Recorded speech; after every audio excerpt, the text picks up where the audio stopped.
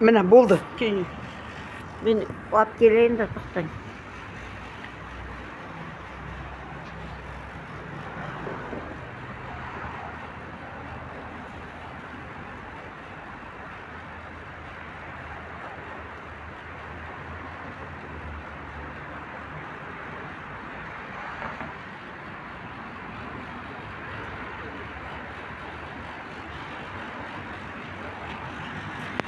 O'zbekiston Respublikasi Prezidenti Shavkat Miromonovichga, administratsiya rahbari Saida Mirziyoyevga va uning qo'l ostidagi 7 ta shaxsga murojaatim shuki, mening konstitutsiya huquqimni poymal qilgan 10 yillik tadbirkorlik aylanmam 1 milliard 600 million so'm, davlatdan 225 million kredit olingan.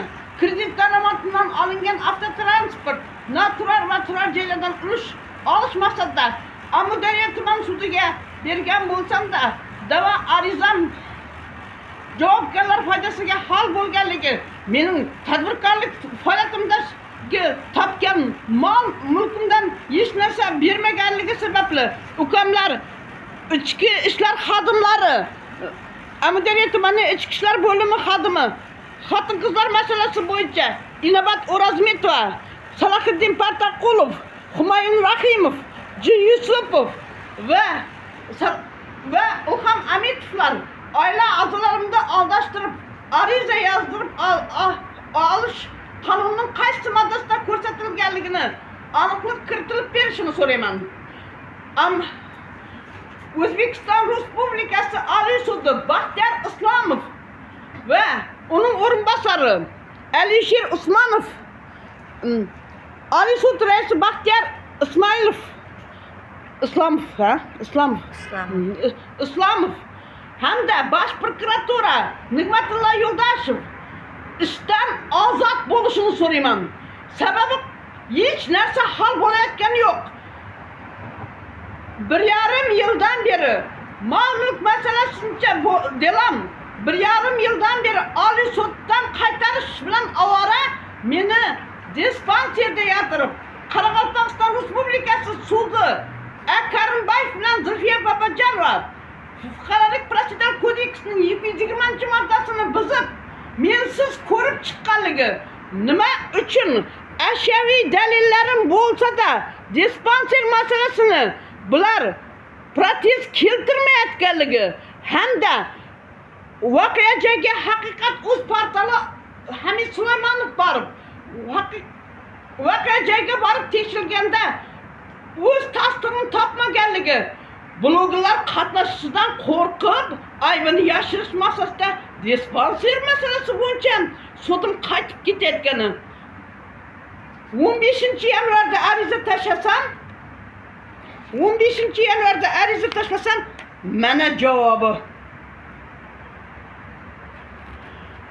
Nima uchun Haqiqat.uz portali voqea joyiga borib sud tizimiga tashlagan bo'lsa video murojaatni, nima uchun bularning ko'zlari ko'rmaydi? Nima uchun Amudaryo tumani ichki ishlar bo'limi xodimi uyushgan jinoyatlarini Adliya vazirligi va DXX orqali 2025-yil iyun oyida tashlangan bo'lsa-da, haligacha natija yo'qligi, Ombudsman orqali 2025-yil 25-noyabrda tashlagan bo'lsa, haligacha javob yo'qligi hamda Ombudsman orqali O'zbekiston Ichki ishlar vazirligiga tashlagan bo'lsa, ular ham nimani jinoyatni yopti qilib kelayotgani. Mening ikkala taftish tashkilotimda O'zbekiston Oliy sudida ko'rilish kerak bo'lsa, muddatni tiklash uchun asos borligi, 99 kun dispanserda yottirib qo'yganligi, hech narsaga diskni nima qilganman? Men bitta O'zbekiston Oliy sudiga diskda ariza bilan Amudaryo tumani ichki ishlar bo'limining 4 ta shaxsining uyushgan jinoyatlarini tashlagan bo'lsam-da, ashyoviy dalillar yo'q deb Alisher Usmonov qayerga qarayotgan ekan bu arizani nima qilganda? Alisher Usmonov Baxtiyor Islomov hamda Bosh prokuraturaning prokurori Nig'matullo Yo'ldoshev ishdan ketishini so'raymiz. Umuman ishlagan yo'q. Senat bayag'i ishlamaydi. Senatda Qonunchilik palatasida qonunlar ishlab chiqarilsa, Oliy sud, prokuratura, Ichki ishlar vazirligidagilar buni ishlamasa nimaga kerak shuncha mablag', shuncha nima? Shuncha deputatlarning oyliklari nima qilyapti u? Deputatlarimiz hech narsa qilayotgani ham yo'q. Nima uchun? Chiqqan ham yo'q. Bizlar men deputatim bilan qancha gaplashganman. Ombudsman kerak bo'lsa meni dispanserga borib, ombudsman borganning ertasiga chiqarargan meni shu kuni даже. Ombudsmanning 10 ta fakti bo'yicha mening konstitutsiya huquqimni tiklab berishim. Konstitutsiyaning 27-moddasi 3-qismini asosan sud qarorisiz 48 soat ushlab turishi kerak bo'lsa, nima uchun Qoraqalpog'iston Respublikasi ruhiy kasalliklar dispanseri 72 soat asossiz ushlab turganligi to'g'risida aniqlik kiritib, jinoiy javobgarlikka tortilishini so'rayman. Oliy sudda delan qaytarish bilan ovora, prokuratura hal qilmasa, ichki ishlar hal qilmasa, jinoyatchilar maza qilib yuribdi tashqarida. Yana necha odamlarni bilan dispanserga olib, qonun ustuvorligini ta'minlamay bekitish bilan ovora bo'lib yurganlarni asoslovchi ashyoviy dalillarim bor.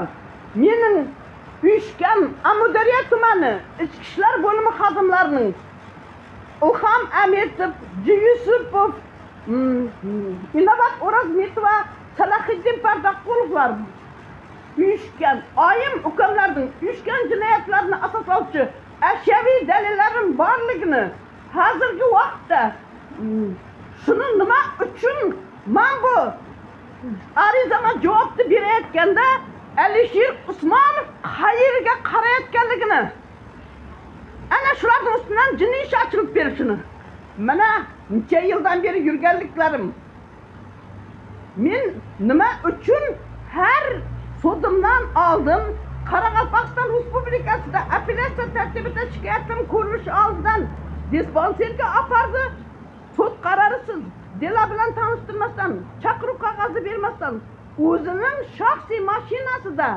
uchastka naziri Salahiddin Pardaqulov va Humayun Rahimovlar o'zining shaxsiy mashinasida dispanserga aparish qonunning qaysi moddasida ko'rsatilganligiga aniqlik kiritib, 733/64 sonli ruhiy sog'lom degan sifratga bo'lishiga qaramasdan ikkinchi bor jinoyatga qo'l urgan Amudaryo tumani barcha mansabdor xodimlarini jinoiy javobgarlikka tortib, qonun ustuvorligini ta'minlangan holda menga qo'yilgan tashxisni bekor qilib protest keltirib hamda ularni jinoiy javobgarlikka tortilib va moddiy va ma'naviy ushurib undirib berishda sizlardan amaliy yordam so'rayman. Shuni saqlab qo'ying, chechib boshing. Bunday holat juda ham ko'p bo'lyapti, hurmatli prezident Saida Mirziyoyeva. Hammani mana yaqinda meni ham 15 sutka qamanglar deb prokuratura, aynan bosh prokuratura himoya qilayotgan idora mashinada katta ko'chada jamoat joyida meni quvmoqda. Umuman prokuratura ichki ishlar jinoyatni yashirish bilan ovora. Bormagan joyim, bormagan odaram qolmagan. Ashyoviy dalilim 2018dan 1550 ta arzam turibdi qo'limda. Ashyoviy dalillarim bor. Alloh bergan jonimizga qasd qilishgacha boryapti. Mansab ustunlik qilyapti. Mol dunyo kerak. Mansabdorlar ishlagan yo'q, prokuratura ham hech qaysi idora ishlagan yo'q. Kerak bo'ldimi?